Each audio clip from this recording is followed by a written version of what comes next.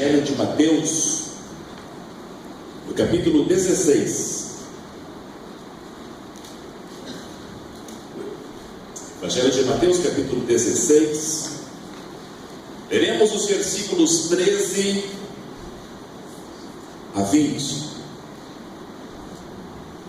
Mateus, capítulo 16, versículos de 13 a 20.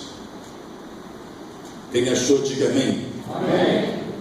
Diz assim a palavra do Senhor: chegando Jesus à região de Cesareia de Filipe, perguntou aos seus discípulos: quem os outros dizem que o Filho do Homem é?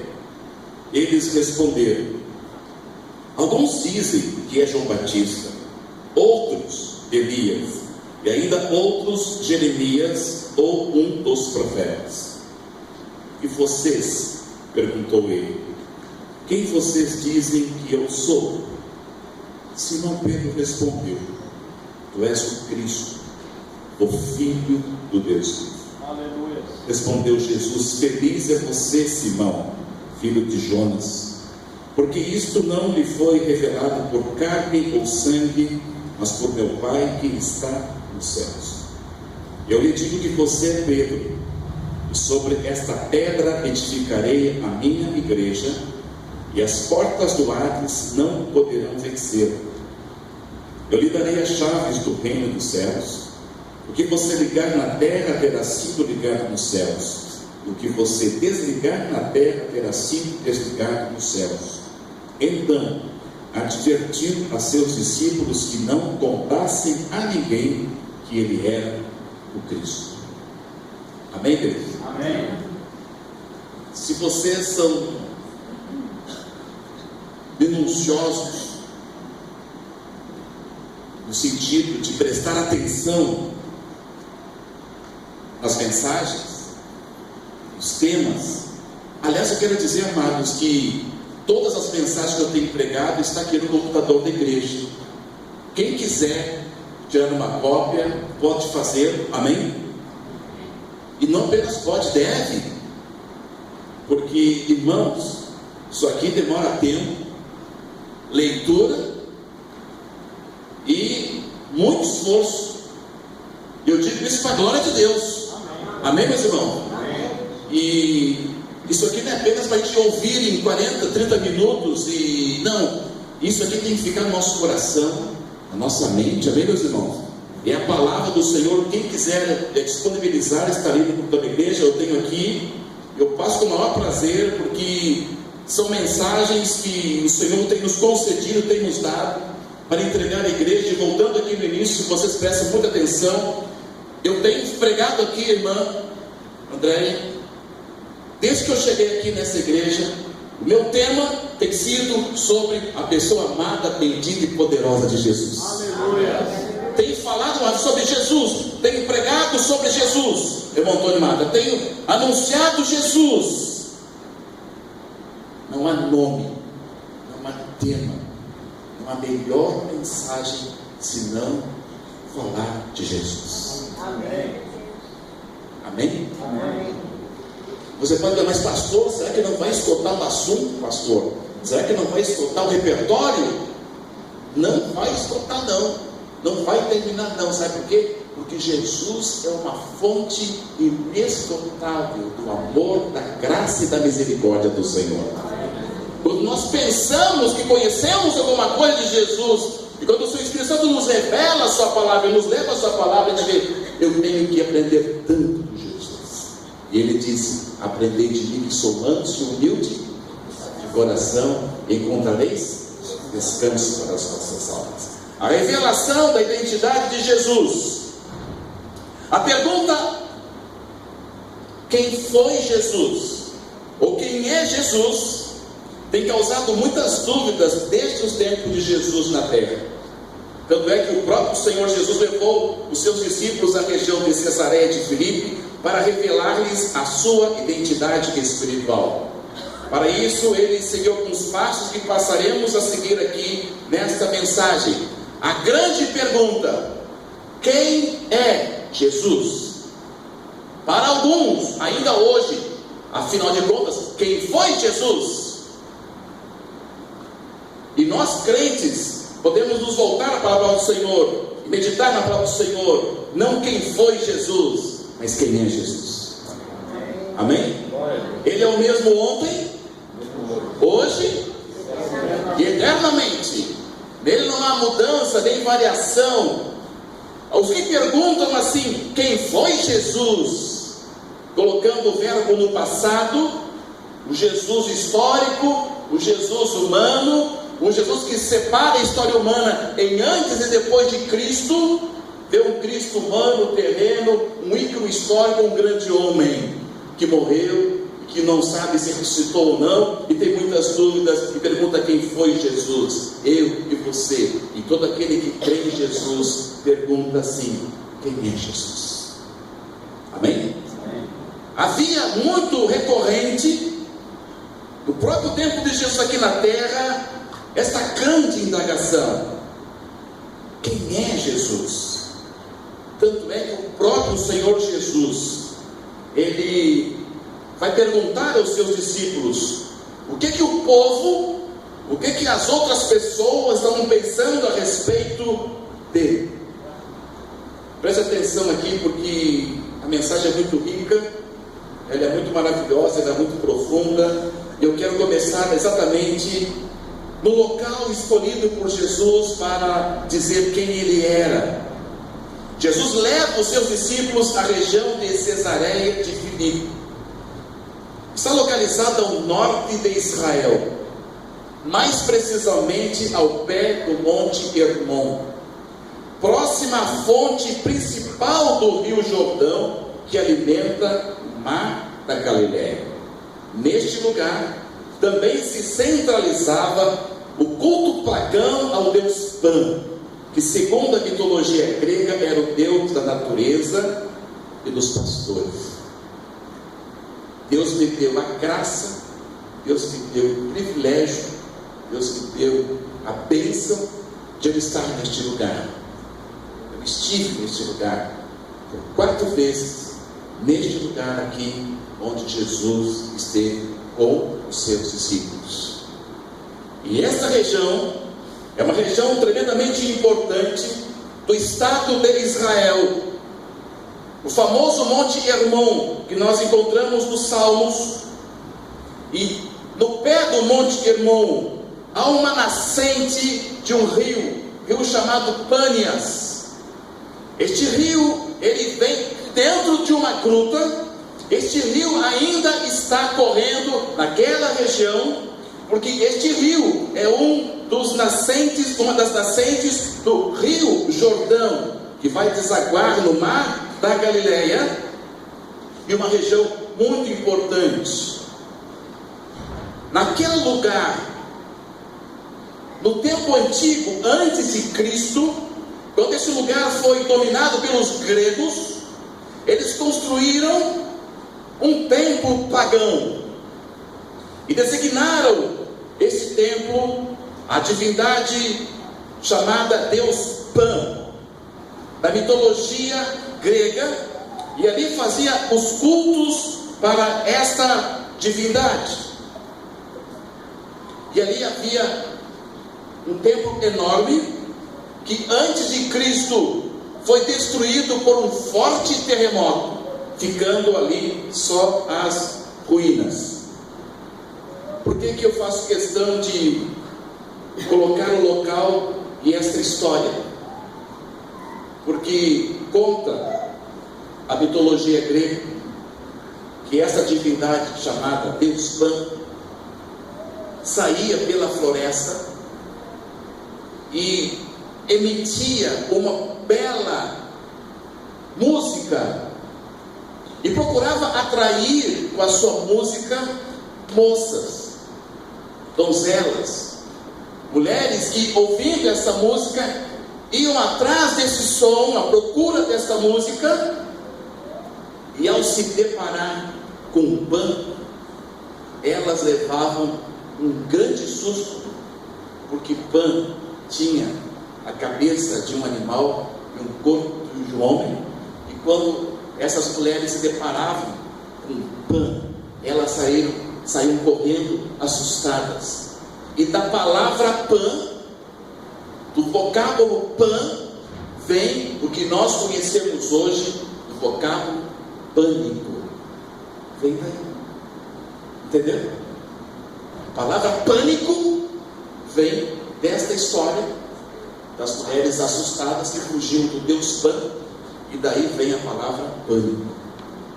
É nesta região que Jesus propositadamente leva os seus discípulos nesse cenário para revelar a sua verdadeira identidade. Neste local, segundo passo, Jesus faz as perguntas aos seus discípulos. A primeira pergunta que ele faz é o seguinte: quem os outros dizem que o Filho de Deus é? Aí as respostas são as mais variadas. Uns dizem que é João Batista. Então eles estão dizendo, uns estão dizendo que o Senhor é reencarnação de João Batista. Certo? Olha só o pensamento espírita presente lá no tempo de Cristo. Havia alguns grupos que acreditavam na reencarnação naquele tempo. Outros dizem que o Senhor é Jeremias. Outros dizem que o Senhor é o profeta Elias, ou alguns dos profetas. Enfim, o povo não sabia quem Jesus realmente era. O povo estava com dúvidas sobre quem era realmente Jesus, e cada grupo pensava que Jesus fosse algum personagem. Não é diferente hoje. Não é diferente hoje. Quem não conhece realmente Jesus Cristo, pensa que Jesus é um monte de coisa. Uns pensam que Jesus é um extraterrestre, sabia disso? Sim. Pensam que Jesus é um ET. Outros pensam que Jesus é uma assombração, um fantasma. Outros pensam que Jesus é um grande herói. E aí vai todos os pensamentos que as pessoas estão imaginando na sua cabeça. Na verdade, Jesus apenas queria ouvir dos seus discípulos, porque Jesus sabia o que o povo pensava dele. Ele queria que os seus discípulos dissessem isso. Mas na verdade, Jesus queria saber uma coisa dos seus discípulos, que é a segunda pergunta: e vocês? Quem vocês dizem que eu sou? Esta é a tônica da pergunta direcionada aos seus discípulos. Ele queria saber dos seus discípulos quem ele era. E o terceiro passo é a resposta de Simão Pedro. Pedro responde: tu és o Cristo, o Filho do Deus vivo. Esta afirmação tem significados importantes sobre a identidade de Jesus. Vamos ver. Cristo significa ungido. Presta atenção. Cristo significa ungido. A palavra Cristo é a forma grega da palavra hebraica Messias, que literalmente significa o ungido. A palavra é sugerida pelo costume de ungir com óleo como símbolo da consagração divina para servir. O título ungido era particularmente aplicado aos reis de Israel, que reinavam como representantes de Deus. Os profetas expuseram uma promessa da vinda de um rei da casa de Davi, um rei ainda maior do que Davi, o Messias prometido por Deus à nação de Israel. Sobre ele repousaria o Espírito do Senhor como nunca visto. E lá em Isaías 61 encontramos aquele belo e lindo texto: o Espírito do Senhor está sobre mim, porque ele me ungiu para pregar boas novas aos cativos, para trazer palavra de libertação, para traduzir a palavra aos quebrantados de coração.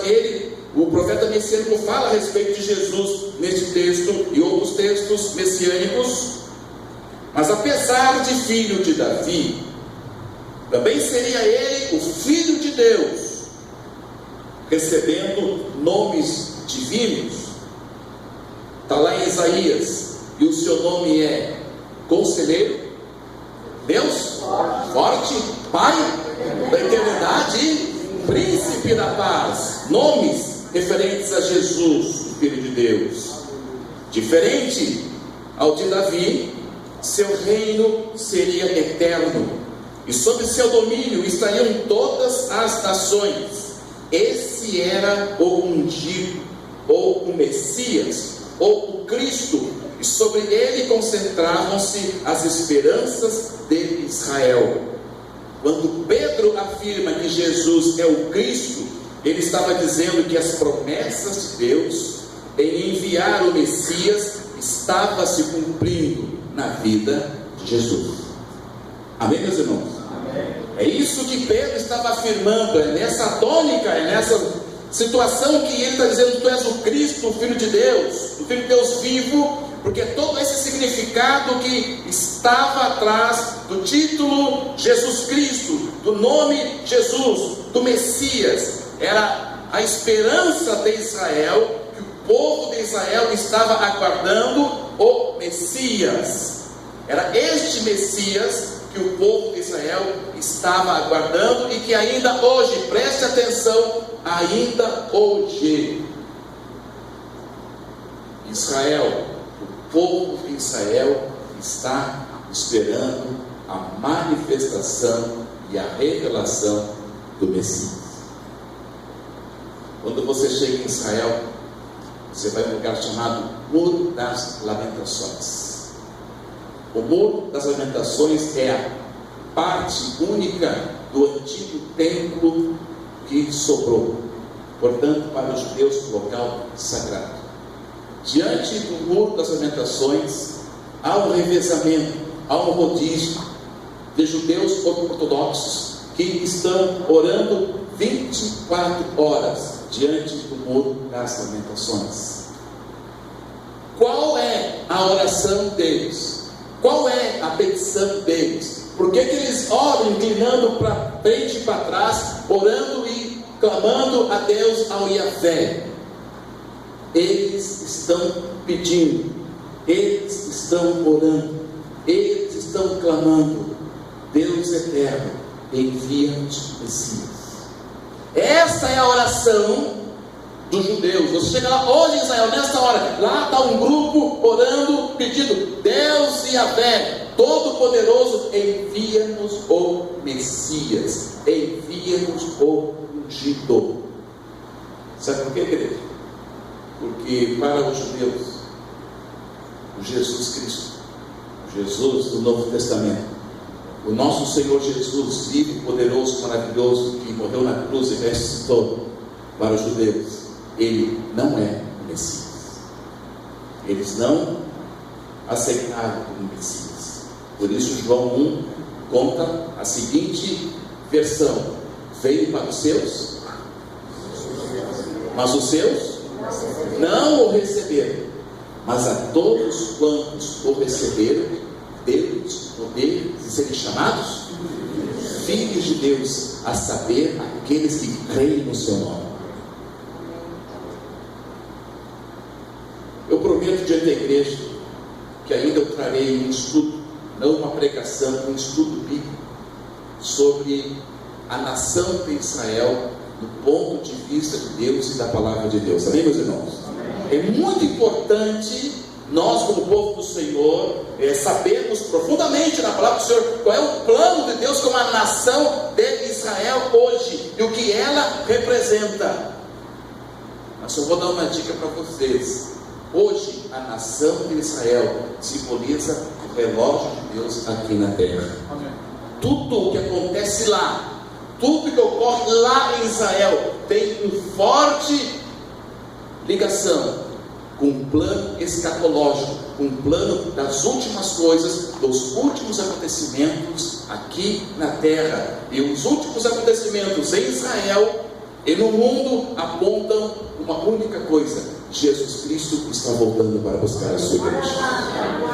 A gente vai se deparar, amados irmãos, nós vamos convocar a igreja, nós vamos estudar pelas Escrituras, e deixar as Escrituras nos revelaram exatamente isso, o plano de Deus com a nação de Israel. E olha, meus irmãos, digo mais: Deus é tão bom, Deus é tão misericordioso, Deus é tão glorioso, que hoje nós temos um missionário nosso, pastor Jonathan, batizado aqui, nesse tanque batismal, com 17 anos, filho desta casa, que hoje é missionário lá em Israel, pregando o Evangelho de Jesus Cristo, Senhor.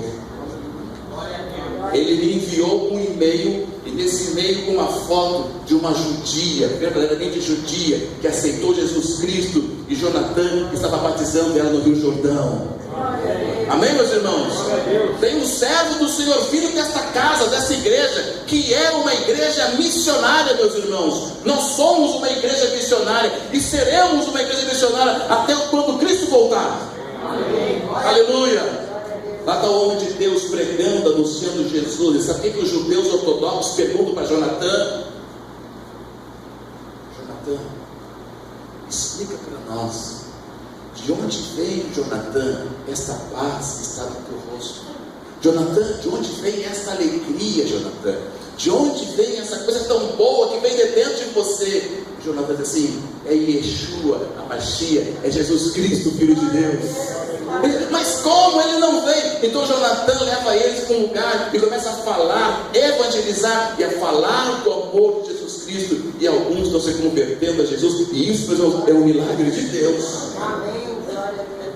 Aleluia. Deus é bom, Deus é maravilhoso. Deus tem remanescentes que Ele vai salvar. Mas a verdade, meus irmãos, é que os judeus no tempo de Jesus, e também muitos hoje, não entenderam as profecias messiânicas do Antigo Testamento que apontavam exatamente para Jesus. Eles que são doutores no hebraico e no Antigo Testamento e que fazem uma hermenêutica profunda no seu original, não conseguiram entender quem é Jesus. Por isso Jesus diz a Pedro: Pedro, você é bem-aventurado, você é o homem feliz, porque não foi carne nem sangue que te revelou, mas meu Pai que está no céu. Aleluia. Ah, meu irmão, o que significa isso? Você pode fazer 4, 5, 10 anos na melhor faculdade teológica do mundo. Você pode estudar com o melhor professor do mundo em teologia. Não é entendimento, não é inteligência, não é numa cadeira escolar que tu vai conhecer Jesus. Tu conheces Jesus por revelação de Deus, por revelação do Espírito Santo. Aleluia. Evidentemente que não estou dizendo que não é importante. É muito importante estudar e tem que estudar. É muito importante se aprofundar e tem que se aprofundar, mas não é na nossa sabedoria, não é no nosso conhecimento, não é no nosso raciocínio que vamos conhecer e reconhecer Jesus. É por revelação do Senhor. Amém. Se não fosse o Espírito Santo de Deus convencer a mim e a ti do pecado, da justiça e do juízo, e nos revelar Jesus Cristo, nós não teríamos crido e nem aceito Jesus. Se não fosse a misericórdia de Deus, a Bíblia diz que é Deus quem dá o arrependimento. É Deus por sua misericórdia que gera fé nos nossos corações. A palavra do Senhor diz que a fé vem pelo ouvir, e ouvir a palavra de Deus. Neste momento que você está ouvindo a palavra de Deus, o Espírito Santo está gerando fé no teu coração. Por isso é importante estar na casa do Senhor, por isso é importante estar num culto, por isso é importante nós congregarmos quando abrimos a palavra, quando ouvimos a palavra. Além de sermos abençoados, o Espírito Santo gera fé nas nossas vidas. Vai terminar esse culto, você vai voltar para a tua casa, vai começar uma segunda-feira, uma nova semana, com o teu coração cheio de fé. Aleluia. Não uma fé emocional, mas uma fé viva, poderosa. Você pode chegar no teu trabalho amanhã e encontrar o maior problema, você verá que Deus é maior que todos os problemas. A importância de um culto onde o Senhor está presente, onde Ele é o centro, é que acima de tudo Ele fala conosco, Ele move os nossos corações, Ele nos faz entender por revelação do Espírito Santo que Ele é Deus, e agindo Deus, quem impedirá? Por isso, amados irmãos, por isso, igreja, que eu sou suspeito para falar, porque eu sou um pastor, mas eu digo como servo de Deus, sempre dê prioridade para estar na casa do Senhor. Amém? Amém. Sempre coloque como primeiro lugar no teu coração estar na casa do Senhor. Disse um homem que foi rei, foi grande rei, o maior rei de Israel, rei Davi, disse assim: prefiro estar um dia na tua casa, um dia na presença, do que 1000 em qualquer outro lugar. Diz o salmista no Salmo 122: alegrei-me quando me disseram, vamos à casa do Senhor. Aleluia, meus irmãos, isso é maravilhoso, isso é glorioso. Era exatamente isso que Pedro estava dizendo a Jesus: tu és o Cristo, tu és o ungido de Deus, tu és aquele que vem de Deus, tu és o Filho de Deus. O Senhor vem concretizar as promessas de Deus no Senhor, no Salvador, no Redentor de Israel. Tu és o Salvador. E a grande pergunta também dentro disso é a seguinte: por que os judeus não reconheceram em Jesus o Messias? Há muitas respostas, mas talvez a mais emblemática, a mais profunda e a mais fácil de entender. O povo judeu esperava um rei humano que implantasse um governo humano. Os judeus esperavam um grande estadista, um grande militar, o Messias que viesse para trazer a libertação lá do Império Romano e colocasse Israel como top das nações, sobre todas as nações. Eles esperavam um homem, um governante. E quando Jesus entra em Jerusalém, ele entra montado num jumentinho. Eu pergunto, olhando bem nos olhos de vocês, qual é o general, qual é o rei, qual é o estadista que entra numa cidade montado no jumento, senão um lindo cavalo branco, maravilhoso, top de todos? O meu Jesus, o teu Jesus, manso e humilde, ele vem montado no jumentinho. O nosso Jesus, quando esteve aqui em pessoa, ele vem para ser servo, ele vem para servir, ele abre mão de toda a sua glória e de toda a sua divindade para ser um igual a nós, um semelhante a nós, e chega ao ponto de lavar os pés dos seus discípulos e diz: eu e seu Senhor e Mestre lavo os pés, vocês também devem lavar os pés uns dos outros. Isso era uma lição de humildade, porque o papel exclusivo de um escravo, quando você chegava na casa de um senhor, era a primeira coisa, era lavar os pés. Esse é o Jesus da palavra do Senhor. Esse é o Jesus glorioso, maravilhoso, que se reveste da sua humildade para nos mostrar o amor, a grandeza, a misericórdia de Deus e se identificar conosco. Israel não entendeu. Ainda hoje o povo de Israel não consegue entender, porque busca em carne e em sangue, porque busca em estudos, porque busca na inteligência, porque busca na tecnologia conhecer Jesus. E aqui exatamente o quarto passo: conhecermos Jesus por revelação vinda de Deus. Somente uma revelação vinda de Deus é capaz de fazer reconhecer a Cristo Jesus como Senhor e Salvador. Quando isso acontece, o Senhor nos faz felizes e comprometidos com Ele, com a sua palavra. Sabe por quê? A expressão que ele se refere a Pedro, que fala: feliz é você, bem-aventurado és tu, Simão. Ele está dizendo: você é um homem feliz. Mais próximo do original, acima de feliz, irmão Aldo, ele está dizendo: você é um homem rico espiritualmente, que conseguiu, pela graça e misericórdia de Deus, saber quem é Jesus. Amada igreja, somos ricos espiritualmente. Você é rico espiritualmente. Amém, meus irmãos? Amém. Saiba disso. Somos felizes porque o Rei do céu nos aguarda. Somos bem-aventurados, somos felizes porque o Senhor nos deu a graça e a visão de conhecer esse Jesus e aceitá-lo como Senhor e Salvador.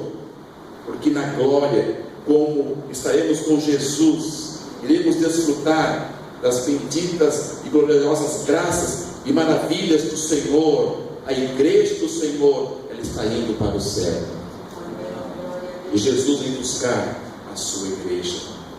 Quando conhecemos essa verdade, reconhecemos que Ele é o Cristo de Deus, o Filho de Deus, o Senhor e o Salvador. O Senhor nos faz felizes, ricos espiritualmente. E uma coisa muito importante, meus irmãos, isso nos torna mais comprometidos com Jesus e com a sua palavra.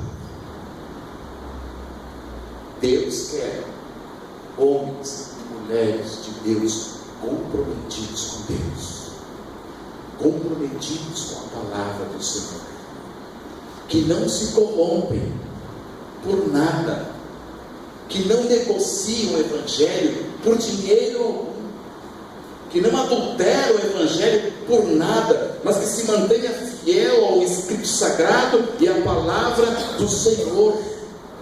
Esta é a maior riqueza que um crente, que um homem de Deus, uma mulher de Deus pode ter. É quando conhece a palavra de Deus, se compromete com o Senhor e com a sua palavra, a ponto de não negar e nem negociar a sua fé. Pergunta Jesus: porventura, quando o Filho do Homem voltar, encontrará fé na terra? Sabe por quê, meus irmãos? Eu digo com muita tristeza no meu coração, tenho certeza que você também tem muita tristeza no teu coração. Muitas igrejas ditas evangélicas se afastaram muito, praticamente quase tudo, da essência da verdade da palavra do Senhor.